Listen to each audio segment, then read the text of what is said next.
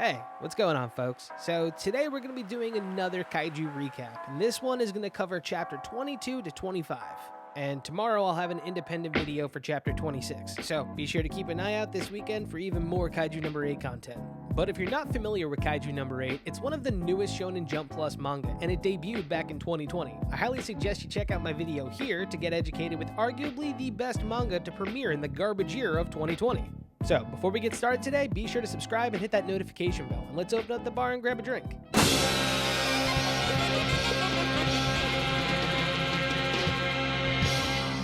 Alright, welcome to the bar, folks. So, we're here once again for another Kaiju Catch Up. So much has happened since my last review, and now that the fight is over with the humanoid Kaiju and Vice Captain Hoshina, there's tons of content that I just want to talk about. So, let me finish pouring this beer, and alright, let's head over to the wall. Alright, so first things first, we gotta talk about the events of chapter 22, because I feel like out of the past 3 chapters, 22 was the one that kind of made me the most happy. The chapter started with Reno waking up in the hospital from the injuries that he sustained during the fight with number 9. And over the course of the past 25 chapters, Reno's character consistently never fails to be one of my favorites. And I know it goes to be said that we really haven't gotten extensive backstories for each one of these characters, and to be quite honest, the only people that we know, backstory about is like Kikoru, who we know comes from like an extremely powerful family, and this guy Izumo, which I'll tell you about later, but he's living that rich boy life. From there, we move away from the hospital, but not before it ends with Reno almost being the person that gives away Kafka's identity for the first time. But yeah, 22 then spends the rest of its time at a victory party that Kafka coordinated with Izumo for a feast of epic proportions. I'm talking full-on fictional feast, topped off with Wagyu A6 beef. Yes, this is not real. Kafka is actually pretty impressed by the spread. He thought that this was going to be like a simple Carvel cake situation with some hamburgers. And Kikoru is like, yo, the dude that you had planned this, he's richer than Elon Musk. His dad makes the suits that we wear. No way were you thinking that you weren't gonna get this. So essentially, Kafka plans his first rager, and everybody starts cutting loose, getting drunk, and then they start arguing about the mission. And it's one of those moments that one of the characters, being Reno, sees vulnerability in all of his teammates for the first time, and sees that they're all yearning to become something greater than themselves. It's a cool moment that just kind of humanizes all of the characters at once. And before it gets a little too crazy and the Attack on Titan Season 4 opening starts playing, Hoshina once again grabs the attention of the entire room, but by this point, they're all blasted. Though this is where chapter 22 made me punch the air and victory screech. I can't wait to see this happen in anime form because I know I'm gonna nerd cry. Out of the corner of his ear, Kafka hears his name. And Vice Captain Hoshina approaches the half-in-the-bag Kafka, looks at him directly in the eyes, and states that his findings during the operation have officially gone on record as mitigating potential massive amounts of damage. So, because of that selfless act, the paperwork isn't quite official, but it's all but certain. Kafka is finally being promoted to 3rd Division General Officer. And this particular scene alone, you just feel the electricity shoot across the room from character to character. But the one character that I'm always gonna dwell on is Reno. Look at him, eyes wide open like he was the one becoming an officer again for the first time. He, out of everybody in that room, know how long Kafka's been fighting for this. So with the decision being decided informally today, Vice Captain Hoshina waves his hands and welcomes his newest officer, Kafka Hibino, into the SDF. And I gotta tell you, that was definitely a chapter that gave me a nice hooray moment at the end. But we're moving on to chapter 23 because that one focuses around a conversation between Mina and Kafka. Now about chapter 23, the big reveal of that chapter is that pretty much Mina still has her competitive spirit when it comes to Kafka. So despite her demeanor and cold exterior, she still hasn't forgotten that promise that Kafka made all those years ago, and in fact, she's still holding him to it. And her parting words to Kafka is letting him know that his rival, Vice Captain Hoshina, he was the one that vouched for him to become an officer. And later that night, when Kafka's doing some late night studying, Kafka stumbles across Vice Captain Hoshina, who's getting in some late night practice. It starts with some harmless eavesdropping and then evolves into him finding out that Hoshina is replaying the fight in his mind between him and Kaiju number 8. Kafka, absolutely scared shitless at this point, takes the opportunity to change the subject and thank his superior for his faith in him in becoming an officer. And while Hoshina acts like a tsundere, he lets Kafka know that, he at least has 1% faith in him. Mostly probably because the other 99% is a kaiju. And chapter 23 further enforces the fact that Hoshina is definitely not the dude to mess with.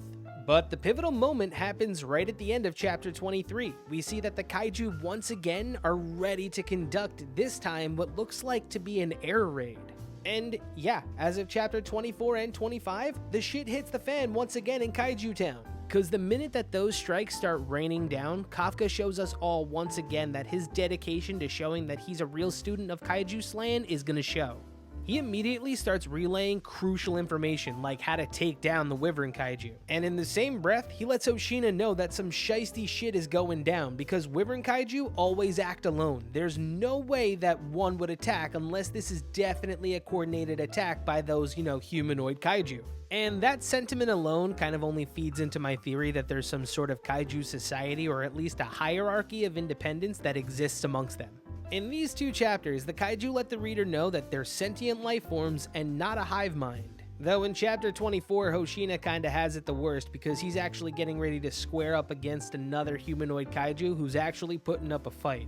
When he fought against Kafka, he was losing that fight because Kafka's first instinct was just run away. Now he's facing off against a kaiju that wants the business. And chapter 24 ends with him going head to head against the guy. Now, as for chapter 25, it's pretty much happening at more or less at the same time chapter 24 is, and this chapter lets us know how the raid is affecting the new class of recruits. And all in all, unless something gets absolutely crazy and out of hand, I don't think Kafka's gonna have to transform here. I mean, if he does figure out how to create that controlled space like Kaiju number 9 did and figure out how to transform and get away with it and help out, that'd be pretty tight. But either way, with the sheer amount of chaos that's occurring, we're definitely gonna see more of the captains and see them break out the heavy artillery, and maybe we get to see what the self-defense force has on their end. The reason why I say this is because the cliffhanger for chapter 25 had Kikoru break out her specialized weapon for the very first time, a massive fireman's axe. And with it, she chops one of the hulking kaiju in half, saving Izumo's life.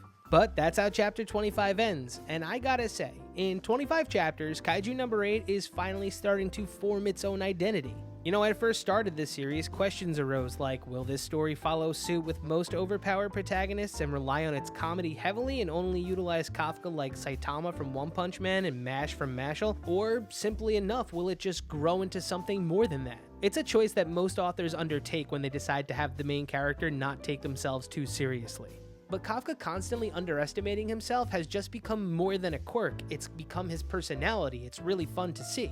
And the way I see it, at some points, I really think that Kafka is really synonymous with a character like Superman. Kafka absolutely doesn't know how strong he is, and the fact that he's able to manipulate his body, my guess is it's probably only a matter of time before he figures out that he can fly as well. I mean, if you don't even want to go the Superman route, you can also say the Spider-Man route. He even got bit by a radioactive spider, if you want to go that far, by a kaiju jumping down his throat. When he first got his powers, the kaiju saw him and said, "I found you," so there has to be some context in that. And in a way, it's kind of becoming a journey of self-discovery in Kafka's case. And personally, I do think that Kaiju number 8 could have an anime adaptation when it gets a bit higher in the chapter count. Usually you want to make sure your series is far enough along, that way you don't have to deviate from the plot in any way, shape, or form. I'm looking at you, Tokyo Ghoul, Full Metal Alchemist, and Promised Neverland.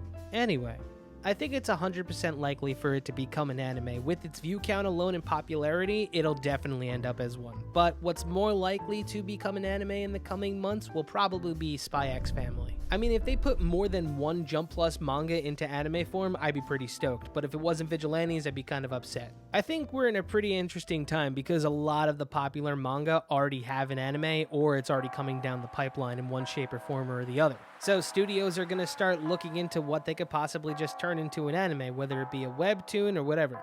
And right now in 2021, the most prominent premiere of an anime, for me at least, is Chainsaw Man. So it's kind of hard to guess which series will get its anime next. But that aside, thank you all for coming by today for another Kaiju recap. If you enjoyed today's video, be sure to throw up a like. I'll be putting out an individual video for chapter 26, hopefully this weekend, and honestly everybody, this might be the end of the Kaiju recap series because we can go back to covering it weekly now that the whole copyright stuff is sorted. And until next time, don't turn into a kaiju, wear a mask, and wash your hands. Cheers.